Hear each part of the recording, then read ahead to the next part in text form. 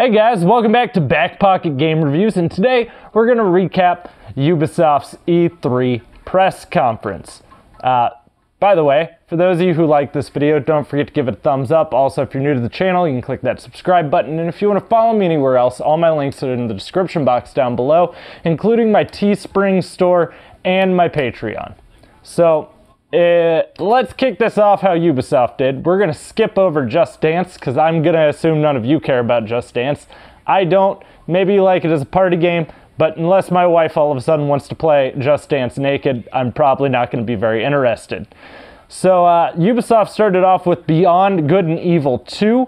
They're going to be doing creative challenges for Beyond Good and Evil 2. This is also a game that's kind of been teased and hyped for a while. It was a cinematic trailer. It wasn't so much a actual in-game, like, gameplay footage kind of trailer. They did show they're going to be doing creative challenges with art and music. That you can actually get your own art and music featured in the game. So you can go over to hitrecord.org and submit your stuff to possibly get it in there. Then they decided to put Rainbow Six on stage, which literally made little to no sense because they didn't have anything to show except for talking about a little bit of the competitive Pro League for Rainbow Six Siege. Which is cool and all, and then they announced that Rainbow Six Siege has hit 35 million players, which, while it is a big deal, it is one of those stats that most gamers just aren't going to care about. That's more like something you save for an investors meeting. So, then they showed off Trials Rising. So there's a new game in the Trials series. If you don't know what Trials is, it's these little stunt bike kind of games where you're racing along and you're trying not to fall off the bike. They're actually a lot of fun. If you would like to participate in the closed beta, go to trialsgame.com and you can enter to be in the closed beta. But Trials Rising will be coming out on February 2019 for Xbox, PlayStation, Nintendo Switch, and PC. Then they showed off The Division 2. So keep in mind, Division 1 looked amazing when they showed off the original Division. The game was not amazing when it finally launched and created a lot of backlash. It takes like 10 magazines to drop one bad guy in that game. However, it doesn't look like that's how this one's going to play. It looks like they took a lot of the feedback into account. Keep in mind, this was this studio's really first time getting into any kind of project of this scale, which hopefully the second time's a charm. The game does look really good. But this is one of those games I would tell you probably not to pre-order and wait until it actually comes out. Because a lot of people were super hyped for The Division and super let down by what the final product was. However, they will be bringing raids over to The Division, and all of the Year 1 DLC, all 3 of the DLC packs will be free. Yes, that is correct. Free. Good job, Ubisoft. That's kind of been Ubisoft's trend. They put cosmetic loot boxes in, and you get all your DLC for free, which I'm fine with, because I can avoid buying cosmetic loot box. Then, there's Mario plus Rabbids is getting some DLC called Donkey Kong Adventure. It's Donkey Kong added into that universe, which looked pretty good. Obviously, we all like Donkey Kong, right? Who doesn't? But they actually showed the trailer off with a live band performing the music for that trailer, which was pretty cool. I really enjoyed watching that. If you haven't seen it, you should go check it out. It was really cool getting to watch an actual band perform that. Then we saw some Skull and Bones. Skull and Bones is essentially the sailing mechanic that was in Assassin's Creed Black Flag and Assassin's Creed 3, but transformed into its own pirate game. So third person, Sea of Thieves, but there's not multiples of you controlling a ship. You can have your friends participate in certain things in the game, so there is multiplayer functionality, but you will be still controlling and manning your own ship. That sailing mechanic is a lot of fun, so I do have some high hopes for Skull and Bones. Hopefully this will not disappoint in the way that I am afraid that it will. But no release date either. Not that I noticed. Granted, I'm not the most attentive person with dates.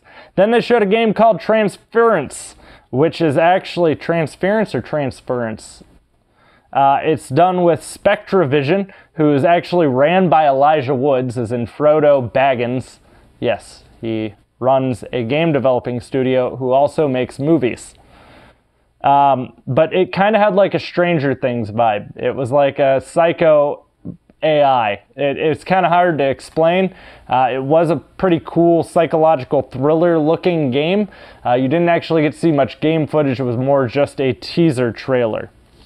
Then they showed off Starlink Battle for Atlas. That is a giant space game. It's in space. It's kind of like No Man's Sky, but hopefully not as shitty. But on the upside, Starlink Battle for Atlas is also going to have Star Fox in it, which makes it slightly already cooler than No Man's Sky started out. No Man's Sky has gotten better due to the updates, and you have games like Star Citizen, so obviously space exploration is becoming a very hot topic and something developers are liking to touch on. Then they announced some For Honor DLC. For Honor Marching Fire. I don't know how many of you honestly still care about For Honor. I know that it was a toxic little community there at the start. They threatened to boycott. There were so many microtransactions. You'd have to spend like a couple $1,000s to get everything in the game. They supposedly fixed it. People have flocked back to the game. Right now, though, if you do want to try out For Honor, you can get the game for free on PC, and you get to keep it.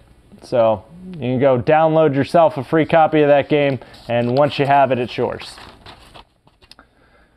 But Marching Fire is adding Chinese soldiers to it, so there's going to be like Chinese time period accurate characters of the probably like Han Dynasty or something like that being added in. The Crew 2 was shown off. I don't really like the Crew games. I'm more of a Forza guy myself, but the Crew does have planes and it also has bikes, which is something Forza doesn't really touch on. So if you are a car fan, the Crew 2 is look pretty decent. Assassin's Creed Odyssey. This is Assassin's Creed in ancient Greece, which is pretty cool because that's like one of most people's favorite time periods historically, and it is a very cool time period. So they did show off one thing that got me really excited. I wasn't a huge fan of the combat system in Origins, but they did change enough about the games to make them start to feel fresh again, so it is a huge plus. It will be using that same combat system that was in Origins, but they did show that the kid that was in it, he got his grandfather's spear, which was Leonidas, as in leader of the 300, as in this is Sparta, I will boot your ass into a pit of death, Leonidas. That's all I can think about now is him saying this is Sparta and booting him in. But that will be coming out October 5th. That's it. That was Ubisoft's. Ubisoft actually had a pretty good showing. I wouldn't say it was quite as good as last year's for them. Last year they had the South Park game. They had a lot more stuff coming out. And this stuff's good. It's just a lot of it's DLC and stuff like that to get hyped about. But guys, let me know in the comments down below which part of Ubisoft's conference you were most excited about, if any. I'd love to hear your guys' opinions on this. Also, if you give a thumbs up, that helps my video get seen. You can also share my video with your friends. I'm not opposed to you sharing this on social media. I actually really appreciate that. But guys, hopefully my laptop should be back up and running here in time for the Sony E3 conference, and then I can live stream that one in Nintendo tomorrow. So stay tuned. We'll see you all later, and I'll have plenty more content coming for you.